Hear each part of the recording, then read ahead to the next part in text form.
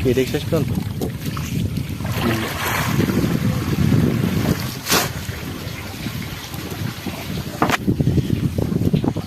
আপনাদের একটু দেখাই, এই যে জাল তোলা হলো, জালটা আরো তুলবেন তাই না, আরো তুলবেন। তো এক পাশ তোলা হয়েছে, তাতেই দেখেন লক্ষ লক্ষ কাঁকড়া, দেখেন কাঁকড়া আরো তোলা হচ্ছে। দেখি এটা এখন তুলবেন তাই না, এটা খালি ময়লা, মাছ কই?